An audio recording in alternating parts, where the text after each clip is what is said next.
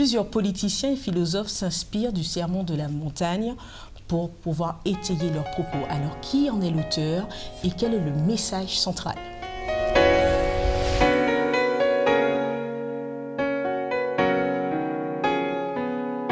Bienvenue chers amis dans votre émission Autrement dit. C'est un plaisir pour moi de vous retrouver en compagnie de Patrick et de Samuel. Bienvenue à vous deux.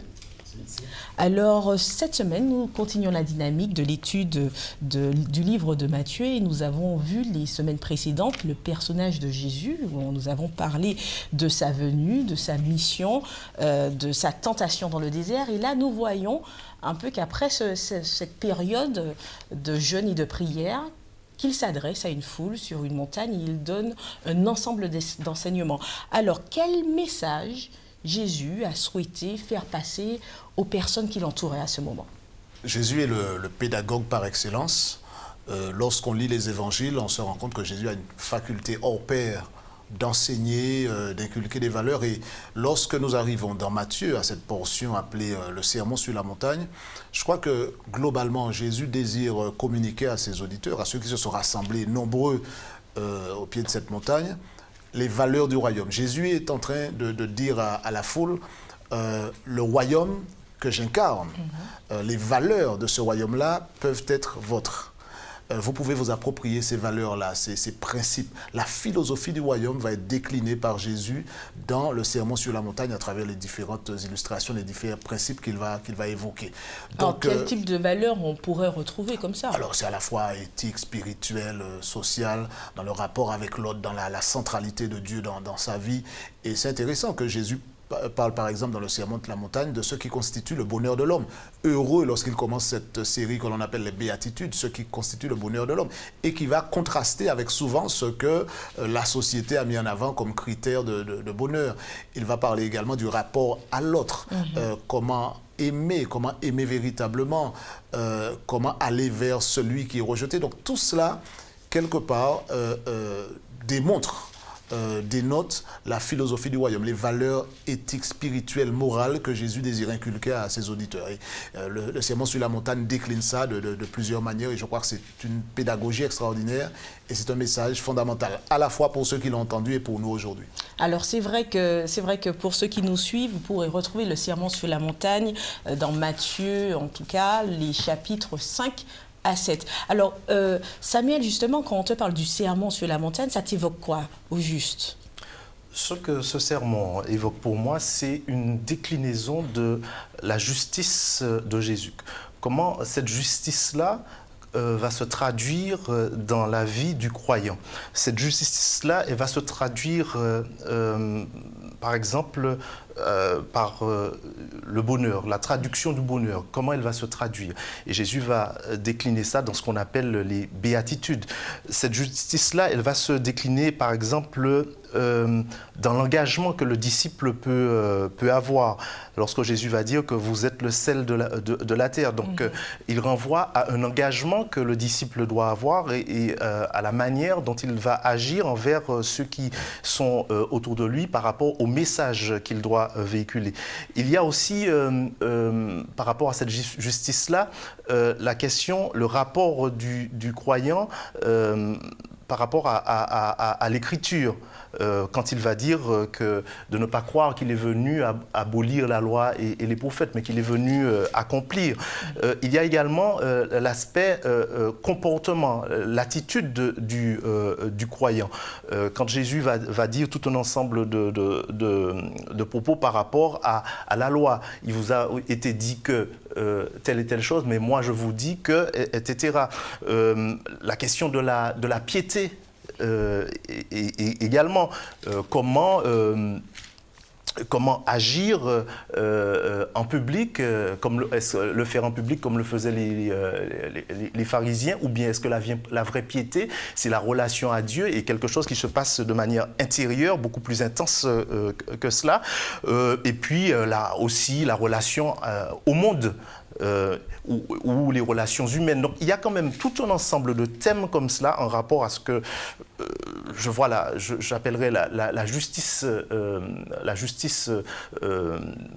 que de l'homme, enfin que la justice du point de vue humain, celle que Dieu donne et qui va se décliner dans un certain nombre de thèmes comme cela au chapitre 5, 6 et 7 du livre de Matthieu. Alors, est-ce que ces thématiques justement déclinées nous permettent en fait de voir quelle direction prendre pour pouvoir mener un style de vie voulu par Dieu en clair? Est-ce que tout est résumé dans ces textes?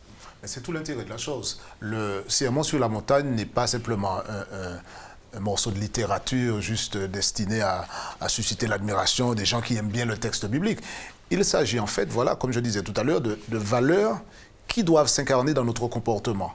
Et dans tous les aspects, c'est-à-dire que dans les chapitres 5 à 7 de Matthieu, on balaye des thèmes, Samuel le mentionnait tout à l'heure, comme la vie conjugale, le rapport à l'autre, le rapport à Dieu, la mission du disciple, etc. Tous ces éléments-là sont intégrés dans le Sermon sur la montagne. Donc, plus qu'un texte bien connu, et dans l'introduction, tu disais que même aujourd'hui, des politiciens, des hommes célèbres s'inspirent, parce que c'est un texte célèbre, mais ce sont des valeurs vraiment que Christ voudrait voir prendre racine en nous. Mon rapport à l'autre. Le royaume, en fait, est à venir, mais il est déjà là. C'est ce que Christ est en train de dire.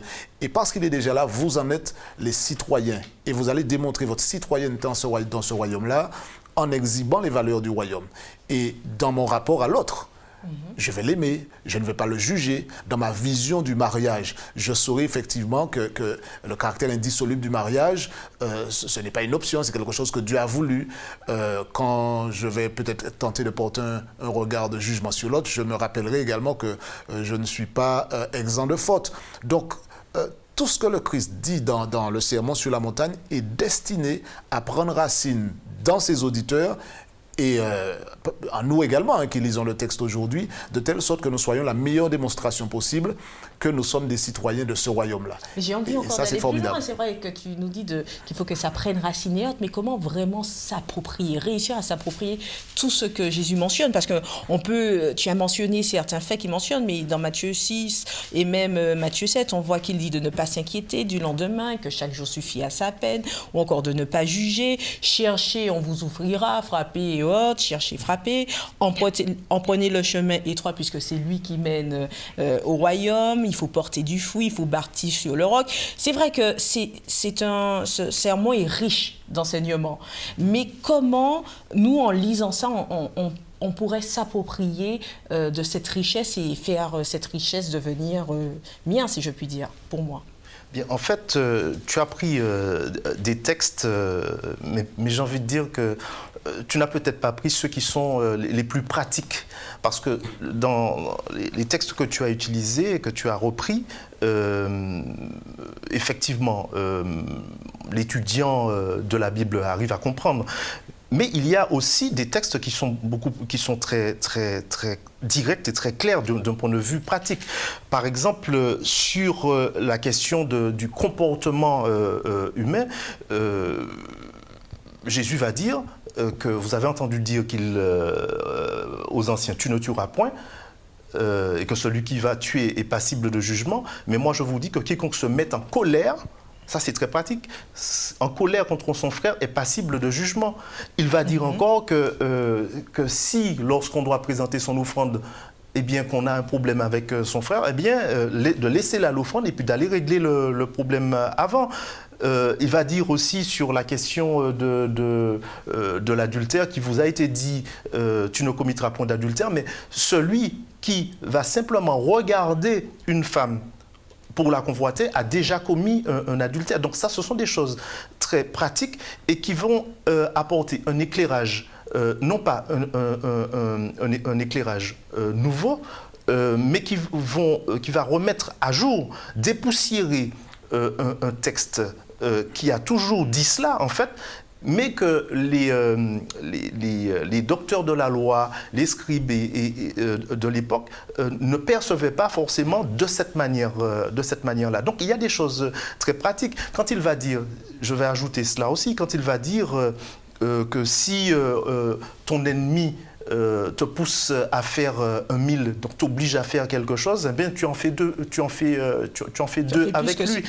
Donc c'est aussi comment dirais-je, la concrétisation de l'amour aussi. C'est de montrer que l'amour que Dieu nous demande d'avoir, ce n'est pas simplement envers ceux qui nous renvoient cet amour-là, mais c'est aussi un amour envers ceux qui ne nous aiment pas forcément. Et ça, c'est plus difficile de vivre ça en pratique. Alors, est-ce que cela signifie que quelqu'un qui lit ces actions proposées par Jésus, ces pratiques-là, et qui se met à observer ces pratiques, est-ce que ça suffirait à cette personne pour avoir un style de vie voulu par Dieu?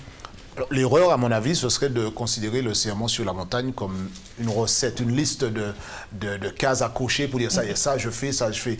En fait, fondamentalement, Jésus est intéressé par le relationnel. Ce qui intéresse le Christ, c'est que l'on puisse comprendre justement qu'il est central dans notre vie et à partir de la relation qu'on lie avec lui, eh bien, il va découler un certain nombre de choses. Donc, ce n'est pas... C'est ce qui arrivait d'ailleurs, Samuel faisait allusion à cela. Les pharisiens, les scribes, les docteurs de la loi étaient des spécialistes du bien faire.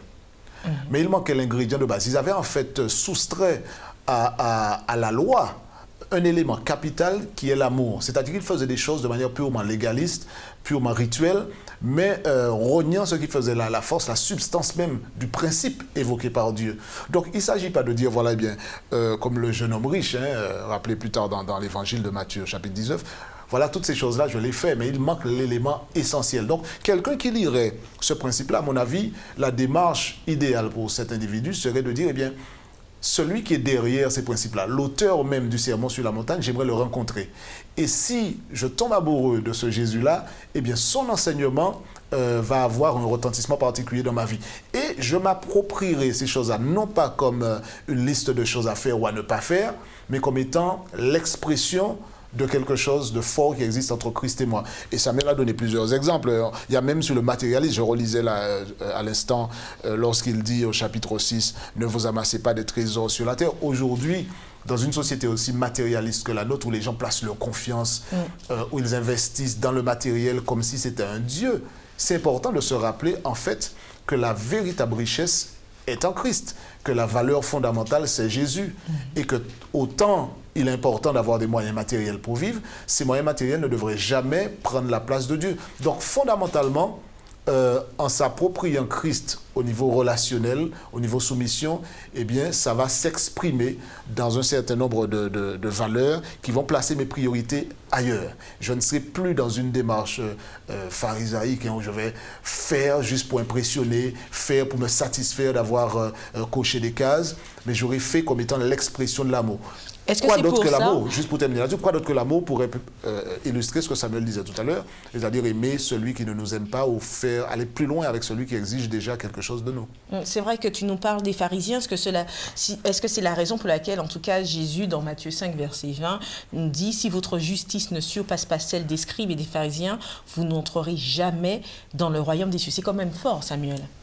Oui, en fait, ce qu'on connaît des pharisiens, c'est qu'ils s'attachaient à la forme, à tout ce qui était extérieur. Et pour eux, la justification qu'ils pourraient obtenir, qu'ils pensaient obtenir, eh bien, elle viendrait de leurs actes, de ce qu'ils allaient faire. Comme aujourd'hui, on peut penser que si certaines personnes pensent que s'ils font tel pèlerinage, s'ils font telle ou telle chose, eh bien qu'ils vont adoucir Dieu, qu'ils vont s'attirer les bonnes grâces de Dieu. Eh bien non, ce que Jésus va dire à toutes ces personnes qui sont en train de l'écouter, eh bien il va leur dire que il faut que la justice à laquelle il faut qu'ils s'attachent, c'est celle qui va transformer leur cœur, ce qui va se passer à l'intérieur. Et quel parallèle, justement, dans cette transformation, dans tout ce que Jésus partage avec le peuple, est-ce qu'il y a plutôt un parallèle qu'il fait avec Moïse? Est-ce qu'il y a un enseignement différent? Ou est-ce que c'est un enseignement qui est dans la continuité de la loi dite de Moïse, hein? À première vue, on pourrait le penser. D'ailleurs, beaucoup de personnes se disent que, heureusement que Jésus est venu parce qu'il est tellement différent du Dieu de l'Ancien Testament, alors que nous avons affaire au même Dieu. L'enseignement de Moïse, qui est donné dans un certain contexte, n'est pas différent de ce que Jésus n'est pas en train de dire, voilà, j'annule ce qui était avant, c'était pas bon, et puis je vais vous donner une version mise à jour. Non, pas du tout. En fait, la même loi de Moïse était toujours basée sur la grâce. C'était toujours le même Dieu qui était l'auteur de cette loi-là. Donc, quand Jésus vient, il fait une lecture différente. Parce que les pharisiens et les scribes, les grands maîtres de l'enseignement de l'époque, en fait, faisaient une lecture dénuée d'amour, comme nous avons dit. Donc Jésus, en rappelant certains principes, n'est pas en train d'annuler, mais il est en train, en fait, de donner un éclairage qui permet de mieux pratiquer ce qui était déjà là. C'est pour ça qu'il dit, je ne suis pas venu pour abolir, mais accomplir. Il n'est pas venu pour abolir, pour accomplir, d'une part. Et puis, quand on l'a mentionné tout à l'heure, je crois, la série d'antithèses que Jésus présente lorsqu'il dit « Il vous a été dit telle chose », mais moi je vous dis, ce serait une erreur de croire que Jésus, comme j'ai mentionné tout à l'heure, vient et puis dit, bon, ce qu'on vous avait dit avant, finalement, bon, vous pouvez vous débarrasser de ça, voilà la version nouvelle. Non, il est en train de dire justement, voilà comment vous avez l'habitude de comprendre les choses, voilà comment vous avez l'habitude de pratiquer. Mais maintenant, je vous dis, attention, ce principe-là, prenons un exemple, la loi du talion, œil pour œil, dent pour dent, c'était devenu en fait un prétexte à la vengeance. Alors qu'en réalité, le principe qu'il y a derrière la loi du talion, c'était la justice, l'équité dans la justice, pour qu'il n'y ait pas de déséquilibre, pour que le châtiment soit proportionnel à la faute. Donc Jésus est en train de remettre les choses en ordre, sur les rails, dans le bon sens, détonnant ainsi avec la lecture des pharisiens et des docteurs de la loi qui utilisaient la loi pour pouvoir donner libre cours à leur méchanceté, à leur désir de vengeance. Et Jésus injecte dans ces principes-là l'amour qui semblait être absent du discours des officiels de l'époque. Donc c'est bien que Jésus vienne et puis qu'il dise, voilà, la loi est là, mais voilà maintenant la lumière de l'évangile, comment il faut lire la chose et comment il faudrait la pratiquer. Oui, si je peux ajouter, en fait, ce que Jésus va souligner, c'est que l'homme doit vivre en ayant cette conformité à l'esprit de la loi. Conformité intérieure à l'esprit de la loi.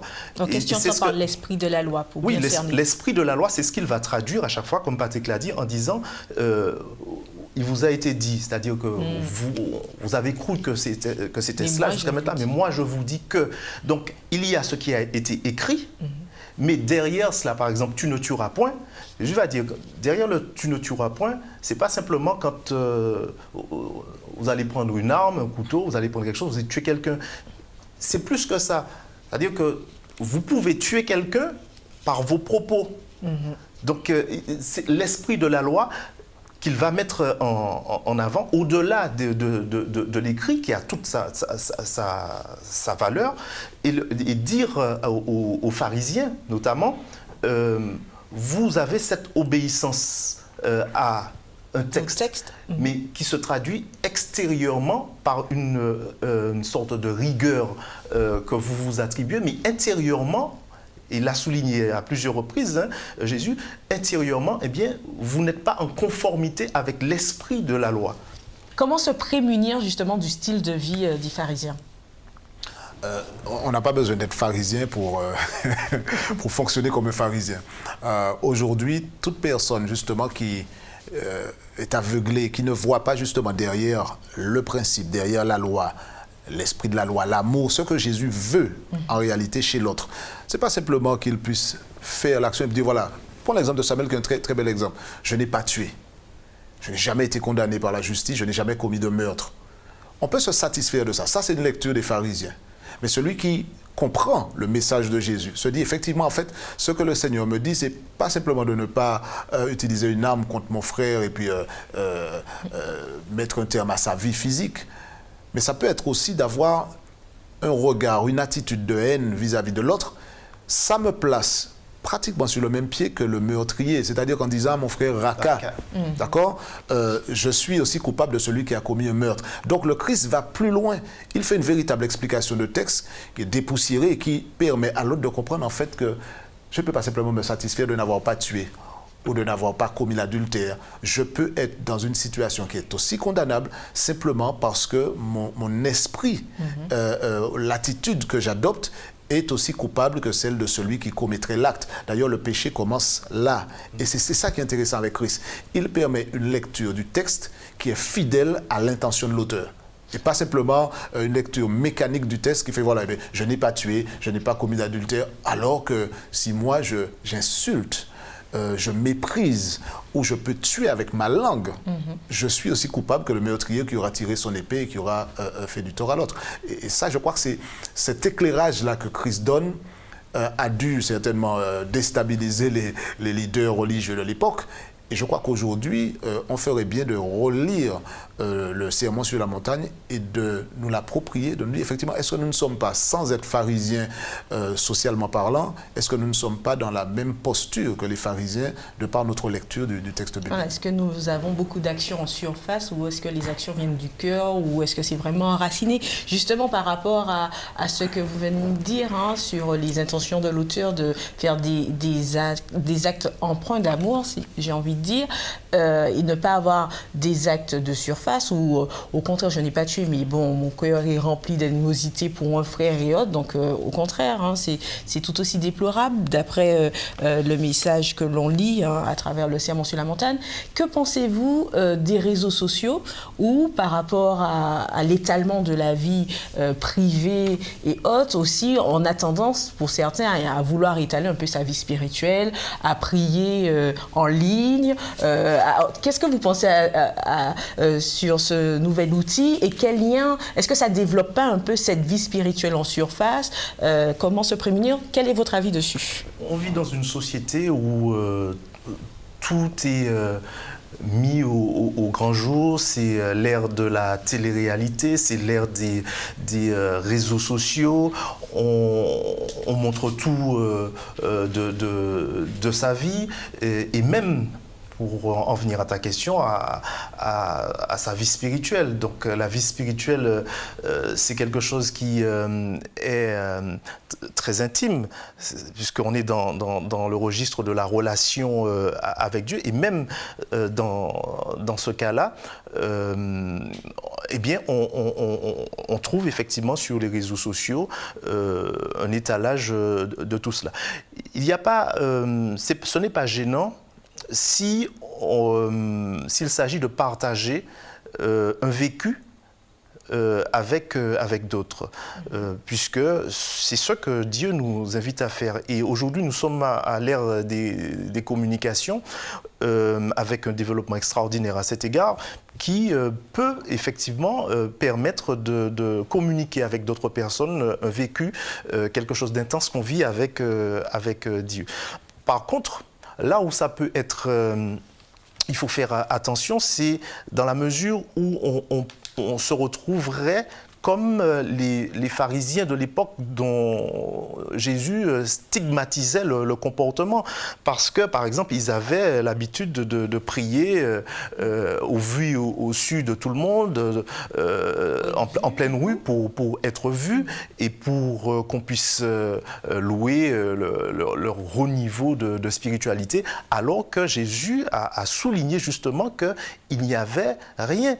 Sinon, que c'était, comme il disait, des tombeaux blanchis, c'était tout blanc à l'intérieur, et à l'intérieur, par contre, il y avait des ossements et tout ce qu'il peut y avoir dans un tombeau. Donc il faut quand même faire la part des choses et faire attention à cela. Est-ce que tu as un avis sur la question, Patrick? En addition de ce que Samuel a dit, j'ai aucun problème avec le fait d'utiliser les réseaux sociaux. Je crois qu'il faut vivre avec son temps. Mais il faut prendre aussi le temps de vivre les choses réellement. On est dans l'ère du virtuel. Les réseaux sociaux peuvent être une formidable vitrine pour exposer sa vie privée, y compris l'aspect spirituel. Mais ce qui me préoccuperait, ce serait que je fasse étalage de ma vie spirituelle quand je prie, quand je chante, etc. Mais il ne faudrait pas que ça soit virtuel.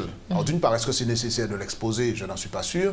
D'autre part, il ne faudrait pas que ça soit juste l'apparence. Ce qui compte vraiment, ce n'est pas combien de personnes me suivent sur le réseau social en question. C'est surtout de savoir est-ce que vraiment j'ai une vie de prière authentique. Est-ce que j'ai une connexion réelle avec Dieu, qu'il y ait réseau social ou pas. Donc, je dois pouvoir m'interroger sur la réalité de ma relation avec Dieu et ne pas tomber dans le piège du virtuel. Parce que là, le Seigneur nous regarde et il souhaite voir quelque chose de concret en nous. Maintenant, je pense que ça peut être un formidable outil, mais ça peut être aussi un piège et il convient d'être vigilant. Le Sermon sur la montagne, comme je l'ai mentionné au départ, fait étalage de valeurs chrétiennes. Et je crois, dans ce domaine-là en particulier, il nous faut être vigilants et nous assurer que les valeurs du royaume ne nous évitent de nous égarer. Dans le sermon sur la montagne, Jésus dit bien que lorsque l'on prie, que l'on entre dans sa chambre. Alors bien sûr, il ne faut pas systématiquement chercher une chambre quand on a envie de prier. Oui, quelle idée alors justement il a voulu faire passer. C'est juste pour montrer que, comme je disais, que la prière, c'est quelque chose, en tout cas quand on prie seul, c'est quelque chose d'intime, c'est quelque chose qui se passe. Quand Jésus devait prier, il se retirait, il ne se mettait pas à prier en public. Non pas que la prière publique soit à réprouver quand on est en assemblée, etc. Mais il se mettait toujours à l'écart. Donc, montrer systématiquement que l'on prie sur les réseaux sociaux, etc., Patrick l'a dit, je l'ai dit. Nous sommes appelés à avoir de la profondeur. Oui. En définitive, Jésus nous dit d'être aussi parfait que son Père. Donc, qu'est-ce que cela signifie au juste ? C'est un des versets de Matthieu qui effraie beaucoup de personnes. Je dis ça, la barre est placée tellement haut que jamais je n'y arriverai à être parfait comme notre Père Céleste est parfait. Bon, c'est un combat perdu d'avance. Sauf que quand on lit bien le texte, ça vient à la suite de tout ce qu'on disait justement, d'aimer ses ennemis, etc. En fait, Jésus est en train de dire que l'amour que j'ai pour vous, j'aimerais que vous l'ayez pour l'autre. Que vous soyez parfait dans votre amour vis-à-vis des autres, que l'amour que je démontre à votre endroit. Et c'est ce que Jésus dit, voilà, si ton ennemi te dit de faire 1000, fais-en 2 avec lui, s'il te frappe sur la joue droite, tends-lui la joue gauche, etc. Jésus est en train de dire que l'amour que je démontre pour vous est tellement extraordinaire que lorsque vous m'aurez accueilli dans votre cœur, eh bien, vous pourrez vivre cet amour-là vis-à-vis des autres. Donc, ce n'est pas une sorte de performance à atteindre pour dire, voilà, bon, bien, en travaillant bien, en serrant les poings, en faisant un stage accéléré, je pourrais arriver à la perfection divine. C'est cet amour de Dieu.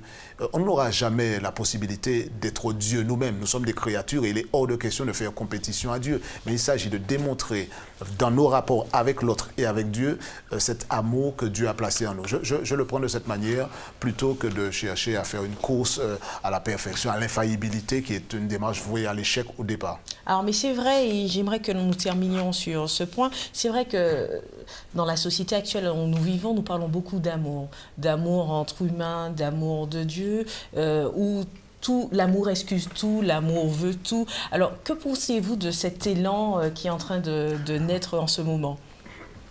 Je ne sais pas s'il y a un élan particulier par rapport à l'amour. Peut-être que tu l'as ressenti, peut-être que ce n'est pas arrivé jusqu'à moi, ou peut-être qu'on en parle beaucoup, mais que ça se traduit moins concrètement dans la vie de tous les jours. Si on prône l'amour, pourquoi pas, mais c'est toujours la même chose entre prôner l'amour, parler de l'amour, et puis on peut aussi avoir face à soi le pire des scélérats ou la pire des scélérates qui parle de l'amour, et quand il est dans d'autres cercles, cet amour-là ne se traduit pas de manière aussi concrète dans sa vie qu'il en parle. Ce que Jésus nous incite à faire, justement, c'est que cet amour-là, comme le dit l'apôtre Paul, qu'il agisse dans nos vies. C'est-à-dire que ça nous pousse à aider les autres, que ça nous pousse à intervenir pour soutenir des personnes qui sont vulnérables. Donc que concrètement, dans notre vie de tous les jours, que ça ne soit pas simplement une forme d'incantation amour, amour, amour, mais que concrètement, en tant qu'enfants de Dieu, que nous puissions faire comme Jésus le faisait, mais se rapprocher de personnes qui sont malades, se rapprocher de personnes qui sont dans la souffrance, qui sont dans le manque, dans le besoin, et puis les aider. Ou en tout cas, si nous rencontrons ces personnes-là sur notre route, eh bien que nous ne nous détournions pas de leurs besoins. Merci à vous deux, merci à vous de nous avoir suivis. Nous vous donnons rendez-vous à un prochain numéro d'Autrement dit.